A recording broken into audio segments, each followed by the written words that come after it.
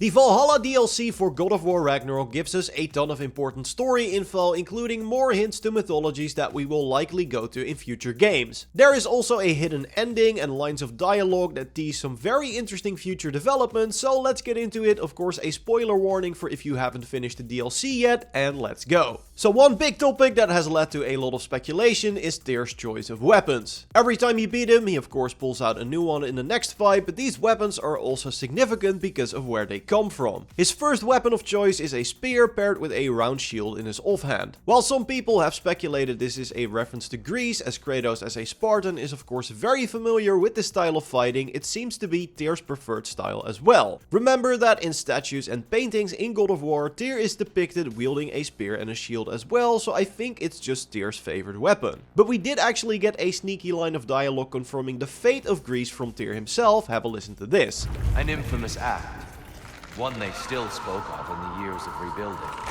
So to clarify, what Tyr is confirming here is that Kratos' deeds were still spoken of in the years of rebuilding, meaning that he likely visited Greece after the Pantheon was slain and has now confirmed to us that the people there are rebuilding civilization. Which could mean we get to visit real Greece in a future installment, but I'm personally more interested in visiting new places. And that is what Tyr's other weapons are hinting at. The next one he grabs, as spotted by significant list on Reddit, is a wooden club with obsidian blades on the side, and it's called a macahuitl. I'm sorry if I butchered that. But yeah, the interesting thing about it, as Tyr already teases saying it's from a far off land, is that it originally comes from central Mexico. It was used by several different Mesoamerican cultures, including the Aztecs. And we already found an artifact related to the Mayans, another Mesoamerican culture, in the base game as well, so it's a potential location with some interesting deities and myths that is slowly being set up. And another pantheon that has been set up in the background for a while is of course the Egyptian one, which is why it was super cool to see Tyr summon 2 Egyptian Kopes swords. And that is not the only reference to Egypt we have in the DLC, as Pio over on X spotted pyramids far off in the background of one of the levels. And that is on top of the clues we already had in both God of War 2018 and Ragnarok, so Tyr's tattoos, the Eye of Ra on his mural, and the Egyptian helmet Atreus found. But does all of this set up for the next entry in the franchise to go to Egypt? And if you enjoyed the video so far, totally leave a like and subscribe for more God of War content. So, about Egypt. Well, I know you might not like to hear it, but I don't think it will be the next setting. When it comes to Tyr using the Kopes swords, and of course the many other references to Egypt that are also tied to Tyr, I think that is just to show where the Norse God of War has been, not where we will go. We know Tyr visited many different realms and pantheons. I went over a lot of evidence from the base game in a previous video that I will link to in the description, but yeah, to me it looks like he just really liked Egypt and kept a lot of stuff from there. What is kinda cool though is that when Tyr uses the Kopes swords, he also gains the power to manipulate light, possibly tying these blades to Ra, the Egyptian god of the sun. Especially fitting of course is when the first time he shows you these weapons, you are recounting the tale of how Kratos killed Helios, the Greek god of the sun. And when it comes to the pyramids in Valhalla, you have to remember that each person experiences Valhalla differently, and what you see is based on your previous experiences in life. This is why when Mimir disappears, he is back in the Celtic lands with the fairy courts. So I think the fact that Kratos has already been to Egypt, as the comic Fallen God set between the Greek and Norse series establishes, is what makes the pyramids appear in Valhalla. So while I love these details because I think there's some amazing world building, I don't think we should look at them as clues for the next mythology. That being said, Tyr's final weapon, the katana, is a bit of an exception. The fact that he says that Kratos will enjoy it is of course an interesting side note. Might be a bit of a fourth wall break, acknowledging that players will enjoy the final fight, but I also think that it is similar to the spear and shield for a Spartan, as the Japanese katana is as much a weapon as it is a way of life, which is something Kratos very much understands and respects. The reason why I think it is different though is because it actually adds up with the hints we have from the base game that hint towards the next setting. Remember that game director Eric Williams stated that we should look at Tyr, specifically his short scenes in the realms after being freed from the Asgard prison, for clues that would lead us to the next mythology. While in some he is just staring off into the distance, he is also performing some meditative moves and martial arts exercises, which I think means the studio is is hinting towards Asian mythology and culture, so there is the potential of them exploring Japan as a setting. And after playing Valhalla, I think Asia as a setting makes even more sense, not just because of the katana, but also because of Kratos' revelation at the end of the story. While he is still very much a warrior, he has realized that his reasons for fighting are very different now, as he is no longer guided by rage and anger. Valhalla already showed us that he reaches these conclusions through battle, almost as if it's a form of meditation for him, a sentiment that Tyr also seems to share. And many different forms of martial arts like judo or tai chi have an almost meditative structure to their techniques, meaning that traveling to Asia could be a perfect opportunity for Kratos to develop even more as both a warrior and as a person. And I want to touch back on that last scene with Kratos a bit, as after he sits on the throne and is sent back to the shore again, something very cool happens. As spotted by Guilty Independent on Reddit, Kratos is framed in the exact same pose as we saw him in Faye's final mural, so the new path he saw for himself. As this happens, the music also does something interesting, as it plays a variation on Kratos' theme that sounds less threatening and way more hopeful, as befitting of the God of Hope. So everything in this scene is signaling that this is the end of a narrative arc for the character and probably also the start of a new one. All that builds up to him walking up to Freya to tell her he will join her council, which I think makes Kratos part of the new pantheon of Norse realms. We at least know Tyr is rooting for Kratos to take his old position, as he literally says the days I could unify these realms are long past. And that makes his case, saying the people see Kratos as the hero of Ragnarok. So after his journey of self-reflection in Valhalla, I think Kratos is ready to be a god again, although of course a very different one this time. But this does kind of leave him in an interesting position, as it's the first time since we've known him that Kratos doesn't have any pressing quest that he must do to avenge himself or to save the life of someone he holds dear. And while I definitely don't think this is the end of his story, it does leave room for other characters like Atreus or Thru to take center stage in their own spin-off adventures. And Valhalla actually added a new character to that list, as a major story moment that happens after the credits roll sees the Valkyrie Sigrun embark on her own adventure. The relationship between Mimir and Sigrun is of course one of the main themes of Valhalla, and more specifically Sigrun's crisis of identity. I'm not exactly sure on the unlock requirements, but if you keep completing runs after the credits have rolled, you will hear more of Sigrun's story, and she will eventually come to the conclusion that she needs to travel the realms for a bit, also noting she needs to do it alone. She even mentions she wants to explore the lands beyond the Norse realm, so even when the series moves beyond the current mythology in whatever's next, there is still a chance Sigrun could show up. So we might run into her as Atreus, although considering the game is setting Sigrun's journey up as something she wants to undertake alone, I don't think we should expect her to be a full-on companion or something. And while her character was more fleshed out in Valhalla and we know she is a very capable combatant, I also don't think we should expect her to be the lead in a spin-off game, as I think there are many other characters who are likelier candidates for a project like that. But I do hope we get to see the eventual reunion between Sigrun and Mimir. Their scenes in the DLC were just too wholesome. And while love is definitely in the air when it comes to those two, there are lines in the DLC that have people speculating the same could be true for Kratos and Freya. When first entering Valhalla, Kratos will confess to Mimir that he values Freya, but if you actually manage to defeat the powerful Einherjar that you are kind of supposed to die against, new dialogue on this topic will appear. Mimir will state that he thinks Kratos is talking about unrequited love, also saying he hopes the two will work it out, referring to the fact that Kratos is currently avoiding her. Kratos also refers to Freya as a dear friend, which is not something we get to hear him say often, so there is definitely a special connection between the two. But let's not jump to conclusions, as Mimir also says that the two are an impossible pairing for any number of reasons, and Kratos himself confesses respect and appreciation towards Freya, but not love. Freya herself also shows she cares deeply for Kratos, as she immediately shows up at the shores of Valhalla when she learns he is in danger, but these two have been through hell together and not too long ago might have inflicted hell on one another, so their relationship is complicated at best. I do think we'll see their friendship develop more in the future of the series, but for now I think these lines of dialogue are just there to show the bond and loyalty that has grown between Freya and Kratos. So to recap, what does this mean for the future games that are obviously coming? We know that Santa Monica likes the surprises. It's one of the big reasons why we didn't get Mjolnir but the spear instead as a weapon for Kratos in Ragnarok. So that's why, while many people think the next setting will be Egypt, it seems more likely to be an an Asian mythology or pantheon, which they have now teased even more in the Valhalla DLC. And let's be honest, a katana for Kratos would of course be wild. But before we get there is still one loose end that we have to tie up. Kratos saw his mural at the end of Ragnarok, a storyline which has now been resolved, but Atreus went off on his own adventure in the Norse realms. And I believe we will see that journey come to its end too before we get to the next big mainline title. High chance it will be a Miles Morales style spin-off at the end of 2024, that's my bet at least, but I am of course curious to hear your takes in the comments. When we learn anything, we will let you know, so totally subscribe to be up to date on everything God of War. A like on the video would really help us out, and check our video on the amazing rewards from the DLC by clicking on the screen. I will see you in the next one. Goodbye.